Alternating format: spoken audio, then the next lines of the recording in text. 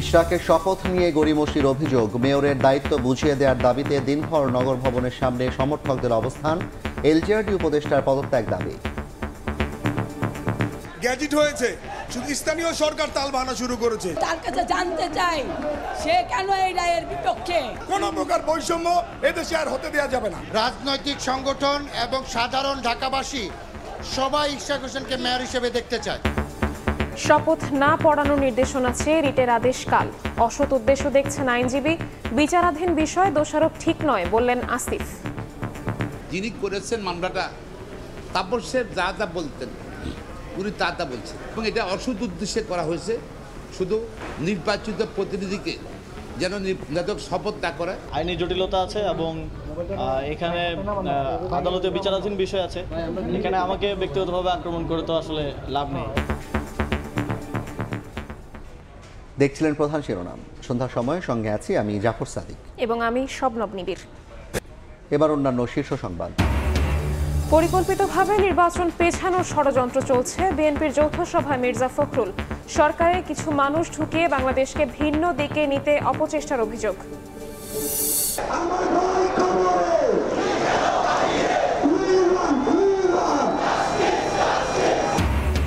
সাম্য হত্যার দ্রুত বিচার দাবিতে ছাত্রদলের 2 ঘণ্টা শাহবাগ অবরোধ, দেশ অচল করার হুঁশিয়ারি। বকেয়া বেতন চেয়ে কাকরাইলে পোশাক শ্রমিকদের অবস্থান। কারামুক্ত চিত্রনায়িকা নুসরাত। জেলে পাঠানোর একদিন পরই জুলাই হত্যা চেষ্টার মামলায় জামিন। নারী নির্যাতনের মামলায় কারাগারে সঙ্গীত শিল্পী নোবেল।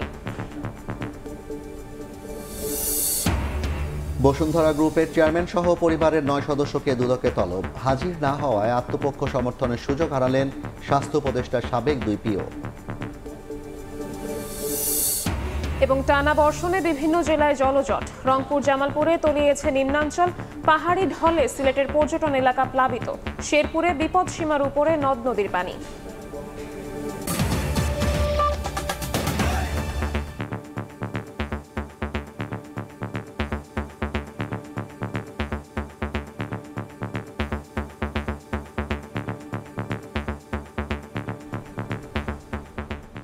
বিএনপি নেতা ইশরাক হোসেনকে ঢাকা দক্ষিণ সিটির মেয়রের দায়িত্ব বুঝিয়ে দেওয়ার দাবিতে নগর ভবনের সামনে দিনভর অবস্থান কর্মসূচি পালন করেন সমর্থকরা। স্থানীয় সরকার উপদেষ্টার পদত্যাগ চান তারা। লাগাতার কর্মসূচির 6ষ্ঠ দিনে গানে গানে দাবি তুলে ধরেন ইশরাক সমর্থকরা।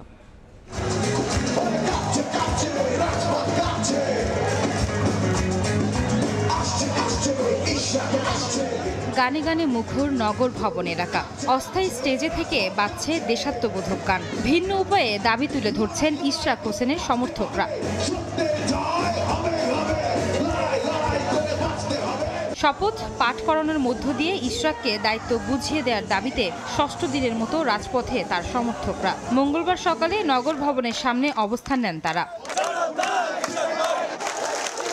মুহুর্মুহুর করতালিতে ইশরাকের পক্ষে সমর্থন জানান কর্মী সমর্থকরা। বলছেন দাবি মেনে না নেওয়া পর্যন্ত চলবে আন্দোলন। গ্যাজেট হয়েছে, শুধু স্থানীয় সরকার তালবাহানা শুরু করেছে, সে হলো আসিফ ভুইয়া।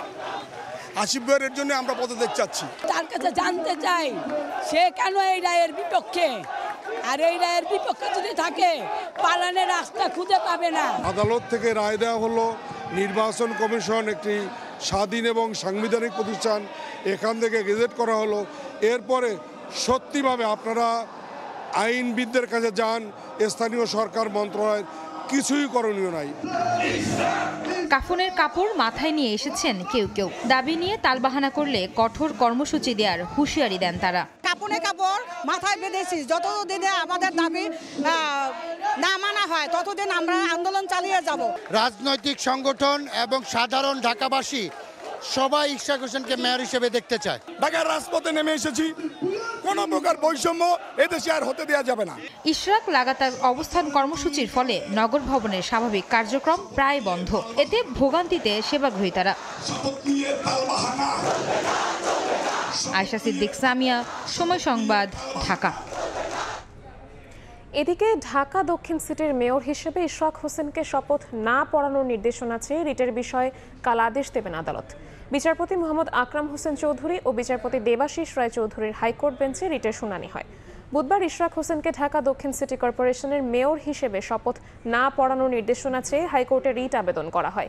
সেই সঙ্গে তাকে মেয়র ঘোষণা করা ঢাকার প্রথম যুগ্ম জেলা জজ ও নির্বাচনী ট্রাইব্যুনালের বিচারকের বিরুদ্ধে শাস্তিমূলক ব্যবস্থা গ্রহণের নির্দেশনাও চাওয়া হয়। হাইকোর্টে রিটটি করেন দক্ষিণ সিটির বাসিন্দা মোহাম্মদ মামুন রশিদ। তবে বিএনপির আইনজীবী বলেন, এই রিটের পেছনে অসৎ উদ্দেশ্য রয়েছে। এটা অসৎ উদ্দেশ্যে করা হয়েছে, শুধু নির্বাচিত প্রতিনিধিকে যেন নির্বাচক শপথ না করে সেই জন্য করা হয়েছে। যিনি মামলা করেছেন জরিমানার সহ খরচ সহ উৎকর্ষ থাকে মামলা খারিজ করার জন্য 12টা আদেশ রাখছেন। সেখানে যদি কারো কোনো আর বক্তব্য থেকে বক্তব্য শুনবেন, আশা করি ইনশাল্লাহ আদেশ দেবেন। ইশরাক হোসেনের মেয়র হওয়ার বিষয়টি আদালতে বিচারাধীন থাকায় আইনি জটিলতা রয়েছে। এ নিয়ে দোষারোপ করা ঠিক নয় বলেও মন্তব্য করেছেন স্থানীয় সরকার উপদেষ্টা আসিফ মাহমুদ সজীব ভুঁইয়া। দুপুরে সাভারের যুব সমাবেশে কথা বলেন তিনি। আদালতের রায় ও আইন মন্ত্রণালয়ের পরামর্শ পাওয়ার পর স্থানীয় সরকার মন্ত্রণালয় ইশরাককে মেয়র ঘোষণার বিষয়ে সিদ্ধান্ত নেবে বলেও জানান আসিফ মাহমুদ। বলেন, তরুণদের বৃহৎ অংশকে কাজে লাগিয়ে দেশের সফলতা অর্জন সম্ভব। জুলাই অভ্যুত্থানের মতো দেশের অর্থনৈতিক উন্নয়নেও সবাইকে এগিয়ে আসার আহ্বান জানান তিনি। যেহেতু নানা ধরনের আইনি জটিলতা তৈরি হয়েছে, ম্যাথ সংক্রান্ত জটিলতা তৈরি হয়েছে, এই জটিলতাগুলো নিরসনে আমরা আইন মন্ত্রণালয়ের মতামত চেয়েছি এবং আমরা জানতে পেরেছি যেহেতু একটা রিট পিটিশন হয়েছে, আমরা লিগ্যাল নোটিশও পেয়েছি। যখন সরকার কাজ করে, সরকার একটা বডি হিসেবে কাজ করে, কেউ ব্যক্তিগতভাবে এখানে কোনো সিদ্ধান্ত নেওয়ার বা করার সুযোগ নেই। বিশেষ করে এই ধরনের বড় ডিসিশন একা ব্যক্তি হিসেবে আমি নিচ্ছি, এটা ভাবার কোনো কারণ নেই। আর যেহেতু এখানে আইনি জটিলতা আছে এবং এখানে আদালতে বিচারাধীন বিষয় আছে, এখানে আমাকে ব্যক্তিগতভাবে আক্রমণ করে তো আসলে লাভ নেই। সরকারের মধ্যে কিছু মানুষের অনুপ্রবেশ ঘটিয়ে বাংলাদেশকে ভিন্ন দিকে নেয়ার চেষ্টা চলছে বলে অভিযোগ করেছেন বিএনপি মহাসচিব মির্জা ফখরুল ইসলাম আলমগীর। পরিকল্পিতভাবে জাতীয় নির্বাচন পেছানোর পায়তারা চলছে বলেও দাবি করেন তিনি। ব্যাংকক থেকে ভার্চুয়ালি যুক্ত হয়ে বিএনপির যৌথ সভায় একথা বলেন মির্জা ফখরুল। ঘোষণা দিয়েছিলেন স্বাধীনতার তিনি। আগামী 30শে মে সাবেক রাষ্ট্রপতি ও বিএনপির প্রতিষ্ঠাতা জিয়াউর রহমানের 44তম মৃত্যুবার্ষিকী উপলক্ষে নানা কর্মসূচি হাতে নিয়েছে বিএনপি। এই উপলক্ষে গুলশানে দলটির চেয়ারপারসনের কার্যালয়ে যৌথ সভা করে দলটি। চোখের চিকিৎসার জন্য থাইল্যান্ডে অবস্থানরত বিএনপি মহাসচিব ভার্চুয়ালি সভার সভাপতিত্ব করেন। নির্বাচিত সফল রাষ্ট্রপতি হিসেবে সভা শেষে জিয়াউর রহমানের মৃত্যুবার্ষিকী উপলক্ষে 8 দিন ব্যাপী কর্মসূচি ঘোষণা করেন বিএনপির সিনিয়র যুগ্ম মহাসচিব রুহুল কবির রিজভী। এই কোরবানি ঈদের কারণে আমাদের কর্মসূচিটা কিছুটা সংক্ষিপ্ত করা হয়েছে। 25 তারিখ থেকে 2 তারিখ পর্যন্ত 8 দিনের এই কর্মসূচি করা হয়েছে। ওই দিন সকাল 10:30টায় শহীদ রাষ্ট্রপতি জিয়াউর রহমান বীরুত্তমের মাজারে পুষ্পার্ঘ্য অর্পণ ও মাজার জিয়ারত করবেন। মির্জা ফখরুল ইসলাম আলমগীর তার বক্তব্যে দেশ গঠনে জিয়াউর রহমানের অবদানের কথা উল্লেখ করে বলেন, দেশে এখন বিভাজনের ষড়যন্ত্র চলছে। বর্তমান সরকারের মধ্যে কিছু মানুষ অনুপ্রবেশ করেছে যারা দেশকে ভিন্ন খাতে নেয়ার চক্রান্ত করছে বলে দাবি তার। সরকারের বিভিন্ন ইনস্টিটিউশনগুলোকে পরস্পরের মুখে আমরা মুখোমুখি করার একটা ষড়যন্ত্র চক্রান্ত শুরু হয়েছে। আমরা দেখতে পাচ্ছি যে কিছু মানুষ যারা সরকারের মধ্যে অনুপ্রবেশ ঘটিয়ে বাংলাদেশকে ভিন্ন দিকে নিয়ে যাওয়ার চেষ্টা করছে। নির্বাচন প্রসঙ্গে বিএনপি মহাসচিব অভিযোগ করেন, পরিকল্পিতভাবে নির্বাচন পেছানোর ষড়যন্ত্র চলছে। অত্যন্ত সুপরিকল্পিতভাবে নির্বাচনকে পিছিয়ে দেওয়া, জনগণের যে অধিকার সেই অধিকার থেকে জনগণকে বঞ্চিত করাবার এবং ভোটের অধিকার থেকে বঞ্চিত করবার একটা পায়তারা শুরু হয়েছে। দেশের স্বাধীনতা সার্বভৌমত্ব রক্ষায় দলীয় নেতাকর্মীদের পাশাপাশি দেশবাসীকে সজাগ থেকে সব চক্রান্ত রুখেন বিএনপি মহাসচিব। রুখে দাঁড়াতে হবে যে কোনো ষড়যন্ত্র। আহমেদ সালেহীন, সময় সংবাদ, ঢাকা। সাম্য হত্যা দ্রুত বিচারের দাবিতে অবস্থান কর্মসূচি পালন করেছে ছাত্রদল। বিকেলে শাহবাগ মোড় অবরোধ করে নেতারা বলেন, বিচারের পরিবর্তে একটি পক্ষ সাম্যর চরিত্র হননের চেষ্টা করছে। শিক্ষার্থীদের নিরাপত্তায় ব্যর্থতার অভিযোগ তুলে উপাচার্য ও প্রক্টরের পদত্যাগ দাবি করেন তারা। অপরাধীরা দ্রুত গ্রেপ্তার না হলে সারা দেশ অচল করে দেওয়ার হুঁশিয়ারি দেন ছাত্রদল সভাপতি।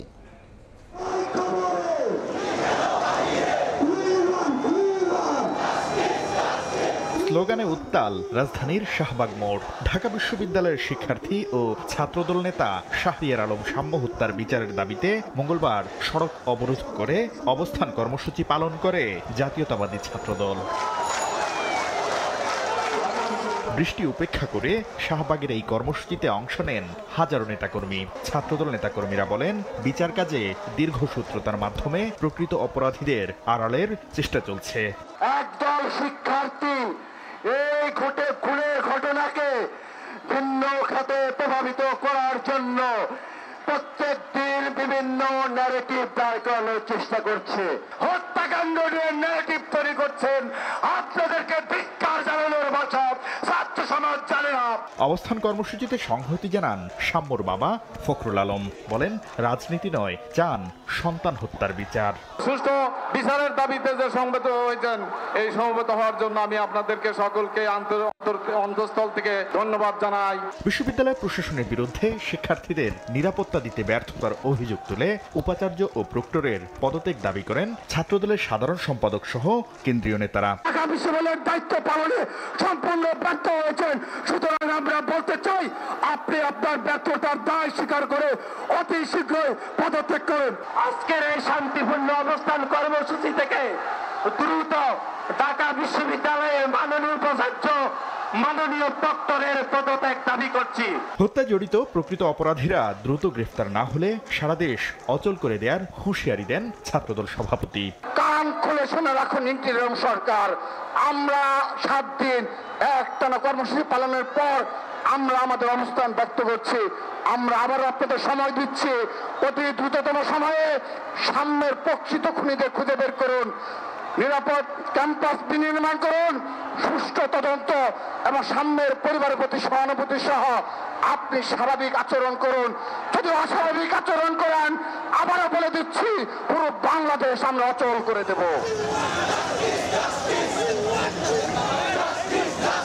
2 ঘন্টা পর শাহবাগ মোড় ছেড়ে দিয়ে শহীদ মিনার অভিমুখে বিক্ষোভ মিছিলের মাধ্যমে শেষ হয় কর্মসূচি। শাকির আহমেদ, সময় সংবাদ, ঢাকা। বকেয়া বেতন ও অন্যান্য পাওনা পরিশোধের দাবিতে কাকরাইলে বিক্ষোভ করছেন পোশাক শ্রমিকরা। এই মুহূর্তে সেখানে আছেন সহকর্মী তোহা খান তামিম। সরাসরি যাচ্ছি তার কাছে। তামিম, শ্রমিকদের পক্ষ থেকে জানানো হয়েছে যে কিছুক্ষণ আগে তারা প্রধান উপদেষ্টার বাসভবনের সামনে গিয়েছিলেন এবং যে প্রতিনিধি দল গিয়েছিল সেই প্রতিনিধি দলের সাথে প্রধান উপদেষ্টার যে এপিএস রয়েছে তাদের বৈঠক হয়েছে এবং সেই বৈঠকে তারা জানিয়েছেন যে শ্রম মন্ত্রণালয়ের যে মাননীয় প্রধান শ্রম মন্ত্রণালয়ের উপদেষ্টা রয়েছেন সেই উপদেষ্টা প্লাস সচিবের সাথে তারা কথা বলবেন, আলোচনা করবেন। আলোচনা করে আসলে সমস্যা সমাধানের জন্য চেষ্টা করা হবে বলে এই ধরনের আশ্বাস দেওয়া হয়েছে। তবে শ্রমিকরা বলছেন যে শুধুমাত্র আশ্বাসে আসলে কাজ হবে না, তারা সুনির্দিষ্ট কথা শুনতে চান এবং সুনির্দিষ্ট তারিখ এবং সময় জানতে চান যে কখন আসলে তাদের বকেয়া বেতন এবং বোনাস পরিশোধ করা হবে। সেই সুনির্দিষ্ট সময় এবং তারিখের জন্যই মূলত তারা এখনো অবস্থান কর্মসূচি পালন করছেন এবং যতক্ষণ পর্যন্ত না সরকারের পক্ষ থেকে সুনির্দিষ্ট কোনো বক্তব্য দেওয়া হবে সমস্যা সমাধানে, ততক্ষণ পর্যন্ত তারা এখানে অবস্থান করবেন বলে হুঁশিয়ার উচ্চারণ করেছেন। আমরা লক্ষ্য করছি যে ঠিক বিকাল পেরিয়ে এখন সন্ধ্যা এবং যদিও বিকালের দিকে বৃষ্টি হচ্ছিল মুষলধারে, এখন বৃষ্টি নাই। সেই এখন এই মুহূর্তে তারা আসলে মুহুর্মুহু স্লোগান দিচ্ছেন এবং তারা ঠিক প্রধান উপদেষ্টার বাসভবনে ঢোকার যে রাস্তায় যে 3 রাস্তার মোড় রয়েছে কাকরাইলে, সেই কাকরাইলের এই 3 রাস্তার মোড়ের ওপরে অবস্থান করছেন এবং যানবাহনগুলো এক পাশ দিয়ে চলাচল করছে। আইনশৃঙ্খলা বাহিনী প্রধান উপদেষ্টা বাসভবনের আশপাশে যতগুলো প্রবেশ পথ রয়েছে সবগুলো প্রবেশ পথ বন্ধ করে দিয়েছেন। শ্রমিকদের পক্ষ থেকে একটি প্রস্তাব দেওয়া হয়েছে সরকারকে, সেটি হচ্ছে যে এই যে ট্রিনেনজেড যে গার্মেন্টসের মালিক রয়েছেন সেই মালিকের বেশ কয়েকটি সম্পত্তি রয়েছে সেগুলো বিক্রি করে হলেও যেন তাদের যে বকেয়া বেতন সেগুলো দেয়া হয়। তো এই মুহূর্তে তারা যে আন্দোলন সেই আন্দোলন তারা চালিয়ে নিচ্ছেন এবং সরকারের পক্ষ থেকে সুনির্দিষ্ট কোনো বক্তব্য না পাওয়া পর্যন্ত, অর্থাৎ আজকের মধ্যে অথবা আগামীকালকের মধ্যে তাদের যে বকেয়া বেতন সেটি যতক্ষণ পর্যন্ত না সুনির্দিষ্ট কোনো বক্তব্য না পাওয়া যাবে ততক্ষণ পর্যন্ত তারা তাদের আন্দোলন চালিয়ে যাবেন বলে ঘোষণা দিয়েছেন। তো এই ছিল কাকরাইল মোড় থেকে আমার হাতে সব শেষ। সরাসরি যুক্ত ছিলাম রাজধানীর কাকরাইল মোড় থেকে। সন্ধ্যার সময় আরও থাকছে। দেশে উচ্চগতির ইন্টারনেট সেবা দিতে স্টারলিংকের যাত্রা শুরু। মাসে খরচ 4 থেকে 6 হাজার টাকা। স্থানীয় গেটওয়ে ব্যবহার করায় ক্ষুণ্ণ হবে না সার্বভৌমত্ব, জানালো সরকার। এনবিআর ইস্যু সমাধানে ফলপ্রসূ আলোচনা হয়েছে উল্লেখ করে অর্থ উপদেষ্টা জানিয়েছেন কিছু বিষয় সংশোধন করা হবে। দুপুরে অর্থ মন্ত্রণালয়ের সম্মেলন কক্ষে এনবিআর কর্মকর্তাদের সঙ্গে বৈঠক শেষে তিনি এ আশ্বাস দেন। আমরা এটা মতবাদগুলো শুনেছি এবং পরবর্তী যে আমরা এটা ইমপ্লিমেন্টেশন স্টেজে যে অনেক কাজ আছে, তো সেই সময় আমরা দেখব এটা কতদূর তাদের হিসেবে নেওয়া যায়। আমরা বলছি যে প্র্যাকটিক্যাল হিসেবে বা দেশের স্বার্থে দেশের ব্যবসায়িক স্বার্থে আমরা যেটা অনুমোদন করেছি সেটা রাখবো, কিন্তু ওদের জিনিসগুলো কিছুগুলো বিধি হোক বা যেভাবে হোক ওটা আমরা অ্যাড্রেস করতে চেষ্টা করব। ওদের সাথে আর ফর্মালি আলোচনা হবে না, ওদের যে ইসে আছে যে একটা অ্যাডভাইজারি কমিটি করেছে ওদের সাথে আলাপ করবে, ওরা করবে, আরও অন্যদের সাথে আলাপ করবে। রাজধানীর ভাটারা থানার হত্যা চেষ্টা মামলায় জামিন পেয়ে কারামুক্ত হলেন অভিনেত্রী নুসরাত ফারিয়া। দুপুরে গাজীপুরের কাশিমপুর কারাগার থেকে পরিবারের হাতে তাকে হস্তান্তর করা হয়। এর আগে সকালে ঢাকার চিফ মেট্রোপলিটন ম্যাজিস্ট্রেট মোস্তাফিজুর রহমানের আদালতে শুনানি শেষে তাকে জামিন দেওয়া হয়। কারামুক্ত অভিনেত্রী নুসরাত ফারিয়া জুলাই হত্যা চেষ্টা মামলায় কারাগারে পাঠানোর একদিনের মাথায় জামিন পেলেন এই চিত্রনায়িকা। মঙ্গলবার বেলা 3:30টার দিকে তাকে বহনকারী গাড়িটি গাজীপুরের কাশিমপুর কারাগারের প্রধান ফটক দিয়ে বের হয়। এর আগে তাকে নিতে বোন লামিয়া ও তার মামা জামিনের কাগজ নিয়ে কারাগারে প্রবেশ করেন। সব প্রক্রিয়া শেষে তাকে পরিবারের কাছে হস্তান্তর করে কারা কর্তৃপক্ষ। এইটা আসলে একটা হয়রানিমূলক মামলা, এটা পরিষ্কার এবং স্পষ্ট যে যখন এই ঘটনাটা ঘটে দেখেন এখন কিন্তু সর্বস্তরের মানুষ চলে এসেছে এবং তার পক্ষে কথা বলছে, এবং আমরা কখনোই চাই না যে একজন আর্টিস্টকে এইভাবে করে আসলে হয়রানির শিকার করা হোক। সারা রাত ঘুমাইতে পারিনি ভাইয়া, ওর মতো একটা ইনোসেন্ট মানুষের এরকম জিনিস কখনো ফেস করতে হবে। 5 বার বিছানার চাদর সে ঝাড়ু দেয়, তো সেই মানুষটা এখানে কিভাবে আসে সারা রাত কিছু জানি না। সো মানে সন্তুষ্ট অসন্তুষ্টর ব্যাপার অনেক পরে, আগে একটু দেখতে দেন কি অবস্থা কি ভাইয়া। এর আগে রোববার হযরত শাহজালাল আন্তর্জাতিক বিমানবন্দর থেকে ভাটারা থানার হত্যা চেষ্টা মামলায় গ্রেফতার করা হয় অভিনেত্রী নুসরাতকে। সোমবার মামলার শুনানি শেষে আদালত তাকে কারাগারে পাঠানোর নির্দেশ দেন। একই সঙ্গে জামিন শুনানির জন্য 22 মে দিন ধার্য করেন। পরে মঙ্গলবার সকালে 5,000 টাকা মুচলেকায় পুলিশ প্রতিবেদন দাখিলের আগ পর্যন্ত তার জামিন মঞ্জুর করেন আদালত। এনামুল হক নামে এক ব্যক্তির গত 27 মার্চ আদালতে দায়ের করা মামলায় আসামি করেন শেখ হাসিনা, 17 জন অভিনয় শিল্পী ও আরও 265 জনকে। এতে 207 নম্বর ব্যক্তি হিসেবে অভিযোগ আনা হয় নুসরাত ফারিয়ার বিরুদ্ধে। ওমর ফারুক, সময় সংবাদ। অর্থ পাচার, ভূমি দখল সহ বিভিন্ন অভিযোগে বসুন্ধরা গ্রুপের চেয়ারম্যান আহমেদ আকবর সোবহান সহ পরিবারের 9 সদস্যকে তলব করেছে দুদক। এদিকে তলবে হাজির না হওয়ায় আত্মপক্ষ সমর্থনের সুযোগ হারিয়েছেন স্বাস্থ্য উপদেষ্টার সাবেক 2 ব্যক্তিগত কর্মকর্তা। সব গড়েছেন যিনি আজকে বাংলাদেশকে এই পর্যায়ে এনেছেন।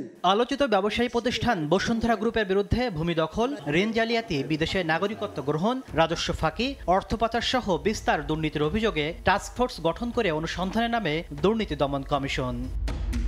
ইতোমধ্যে শেয়ার অ্যাকাউন্ট জব্দ, বিদেশে সম্পদ জব্দ ও নাগরিকত্ব গ্রহণের বিষয়ে বিভিন্ন পদক্ষেপ নিয়েছে কমিশন। তারই ধারাবাহিকতায় এবার গ্রুপের চেয়ারম্যান আহমেদ আকবর সোবহান, এমডি সায়েম সুবহান আনভির সহ পরিবারের 9 সদস্যকে আগামী 25 ও 26 মে তলব করে চিঠি দিয়েছে দুদক। এদিকে 100 কোটি টাকার তদবির বাণিজ্য সহ দুর্নীতির অভিযোগে স্বাস্থ্য উপদেষ্টার সাবেক 2 ব্যক্তিগত কর্মকর্তা তুহিন ফারাবি ও ডাক্তার মাহমুদুল হাসান মঙ্গলবার দুদকের তলবে হাজির হননি। মহাপরিচালক জানালেন, আত্মপক্ষ সমর্থনের সুযোগ হারিয়েছেন তারা। প্রয়োজনে দেশ থেকেও দেওয়া হতে পারে নিষেধাজ্ঞা। নির্ধারিত সময়ের মধ্যে আপনার কোনো বক্তব্য না পাওয়া যায় তাহলে ধরে নেওয়া হবে এই বিষয়ে আপনার কোনো বক্তব্য নেই। আমাদের চিঠিতে এই বিষয়গুলো উল্লেখ থাকে, সুতরাং তিনি সেই সুযোগটা মিস করবেন এবং তার এই অনুপস্থিতির কারণে অথবা জিজ্ঞাসাবাদ এড়ানোর এই কৌশল কাজে আসবে না। কোনো অভিযোগ সংশ্লিষ্ট ব্যক্তি পালিয়ে যেতে পারেন, তাহলে তাদের জন্য কি পদ্ধতি অনুসরণ করতে হবে আমাদের অনুসন্ধানকারী কর্মকর্তারা সেই বিষয়টি জানেন। এদিন 2,63,00,000 টাকার অবৈধ সম্পদ অর্জনের অভিযোগে পাসপোর্টের চট্টগ্রাম অফিসের পরিচালক সাইদুল ইসলাম ও তার স্ত্রীর বিরুদ্ধে মামলা করে দুদক। তাসলিম তৌহিদ, সময় সংবাদ, ঢাকা। শেরপুরে পাহাড়ি ঢলে পানি বেড়েছে চেল্লাখালী নদীর। বিকেলে পানি ছিল বিপদসীমার উপরে। ঢলের পানিতে প্লাবিত হয় সিলেটের সাদা পাথর, জাফলংয়ের পর্যটন এলাকাও। গত 3 দিনের বর্ষণ ও ভারতের মেঘালয় থেকে নেমে আসা ঢলে ঝিনাইগাতি উপজেলার দিঘির পাড় এলাকায় প্রায় 100 মিটার বাঁধ হুমকির মুখে পড়েছে। স্থানীয়রা জানান, গত বছর একই এলাকায় বাঁধটি ভেঙে গেলেও সঠিকভাবে মেরামত হয়নি। ঢলে সিলেটের জাফলংয়ের পাশাপাশি গোয়াইনঘাট, কোম্পানিগঞ্জ ও কানাইঘাটে নদী তীরবর্তী এলাকা তলিয়ে যায়। আগামী 24 ঘন্টায় মাঝারি থেকে ভারী বৃষ্টির পূর্বাভাস দিয়েছে স্থানীয় আবহাওয়া অফিস। এদিকে টানা জলজট তৈরি হয় রংপুর, গাইবান্ধা ও জামালপুরে।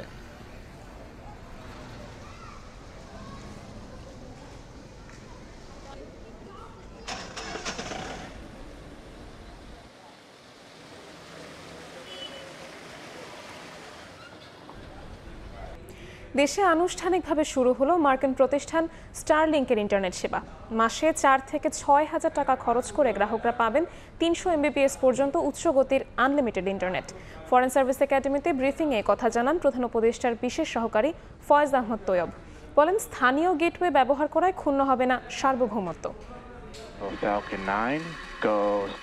বিশ্বের বিভিন্ন দেশে উচ্চগতির স্যাটেলাইট ইন্টারনেট সেবা দিয়ে আসছে মার্কিন ধনকুবের ইলন মাস্কের প্রতিষ্ঠান স্টারলিংক। বাংলাদেশে সেবা প্রদানের জন্য গেল 29 এপ্রিল প্রতিষ্ঠানটিকে লাইসেন্স দেয় বিটিআরসি। 1 মাসের কম সময়ে মঙ্গলবার থেকে আনুষ্ঠানিকভাবে শুরু হলো স্টারলিংকের যাত্রা। এ উপলক্ষে ফরেন সার্ভিস একাডেমিতে সংবাদ সম্মেলনে প্রধান উপদেষ্টার বিশেষ সহকারী জানান, স্টারলিংক গ্রাহকরা পাবেন 300 MBPS গতির ইন্টারনেট সেবা। বড় অ্যাপার্টমেন্টের জন্য একটা সেট এনাফ। তো গ্রামীণ এলাকায় আমরা মনে করি যে এই রেঞ্জটা প্রায় 50 মিটারের কাছাকাছি, 50 থেকে 60 মিটার পর্যন্ত বিস্তৃত হবে।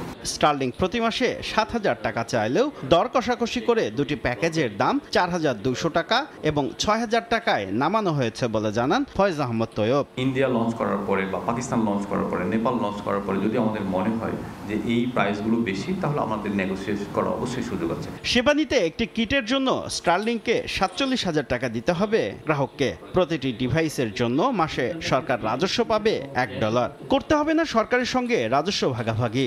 তারা লাইসেন্সের জন্য প্রতি বছর $20,000 প্লাস $10,000, $30,000 করে দিবে।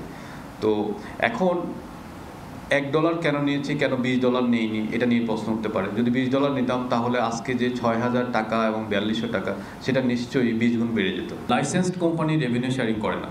এছাড়া অ্যামাজন সহ আরও 4টি প্রতিষ্ঠান স্যাটেলাইট ভিত্তিক ইন্টারনেট সেবা দিতে সরকারের সঙ্গে যোগাযোগ করেছে বলে জানান প্রধান উপদেষ্টার বিশেষ সহকারী। শুভ খান, সময় সংবাদ, ঢাকা। কক্সবাজারে ফিফা সেন্টার ফর এক্সিলেন্সের ভিত্তিপ্রস্তর স্থাপন কিংবা উদ্বোধনের সময় বাংলাদেশ সফর করবেন ফিফা সভাপতি জিয়ান্নি ইনফান্তিনো। প্যারাগুয়েতে ফিফা কংগ্রেস থেকে ফিরে সময় সংবাদে বিষয়টি নিশ্চিত করেছেন বাফুফের সভাপতি তাবিথ আওয়াল। ফিফার কংগ্রেসে বুক উঁচিয়ে বাংলাদেশের প্রতিনিধিত্ব করেছেন বাফুফের সভাপতি তাবিথ আওয়াল। প্যারাগুয়েতে একান্তে কথা বলেছেন ফিফা সভাপতি জিয়ান্নি ইনফান্তিনোর সঙ্গে। সম্প্রতি খবর আসে বাংলাদেশে আসছেন ফিফা সভাপতি। ল্যাতিন আমেরিকা থেকে সে নিশ্চয়তা নিয়ে ফিরেছেন বাফুফের সভাপতি। ফিফার অর্থায়নে কক্সবাজারে হচ্ছে সেন্টার অফ এক্সিলেন্স। সেটার ভিত্তিপ্রস্তর স্থাপন কিংবা উদ্বোধনে সশরীরে উপস্থিত থাকার নিশ্চয়তা দিয়েছেন Infantino. FIFA elite training centre প্রজেক্টটা কিন্তু এখনো স্টলড আছে। তো ফিফা প্রেসিডেন্ট অপেক্ষায় আছে যে এরকম একটা ফিফা প্রজেক্ট ফরওয়ার্ড প্রোগ্রামের আন্ডারে যদি আমরা শুরু করতে পারি, FIFA president ready to come. মোট 3টি বিষয়ে সরাসরি কথা হয়েছে ফিফা এবং বাফুফের সভাপতির মাঝে। একটি বাফুফের আর্থিক নিষেধাজ্ঞা উঠে যাওয়া, অপরটি গঠনতন্ত্র এবং ডেভেলপমেন্ট। বাংলাদেশ ফুটবল ফেডারেশন যে ফিফা রিস্ট্রিক্টেড ফাইন্যান্স থেকে উঠে আসছে, এটার ব্যাপারে তারা খুবই খুশি অ্যান্ড দে ফিল যে ফুটবল ডেভেলপমেন্টে একটা বড় ধাপে আমরা আগায় গেছি। এখন সিন্স আমার রিস্ট্রিকশনের নাই, আমরা যেন ফিফার বিভিন্ন প্রোগ্রামে অ্যাপ্লিকেশন করি, প্রজেক্টের মাধ্যমে যেন আমরা আমাদের দেশে যা লাগবে সেই কেস টু কেস বেসিসে যত সহযোগিতা নিতে পারি ফিফা থেকে যেন আমরা নিয়ে নিই। মেম্বার অ্যাসোসিয়েশন হিসেবে ফিফা থেকে একটি নির্দিষ্ট বরাদ্দ পায় ফুটবল ফেডারেশন। ফিফা সভাপতির এই আশ্বাসে প্রজেক্ট বেসিসে আরো বেশি বরাদ্দ পাওয়ার দ্বার উন্মোচন হলো বাফুফের। ফিফার অনেক ছোট ছোট বাজেট। SM ইকবাল, সময় সংবাদ, ঢাকা। এ পর্যায়ে শীর্ষ সংবাদগুলো জানিয়ে দিচ্ছি আরেকবার।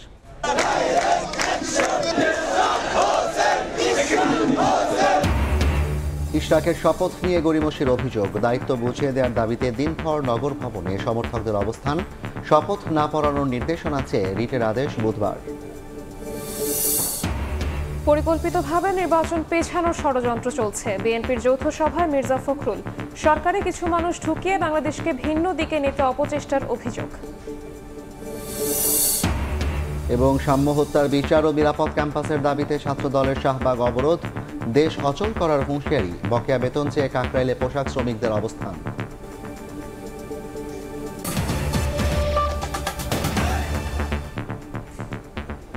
এই ছিল সন্ধ্যার সময়। সঙ্গে থাকুন সময়।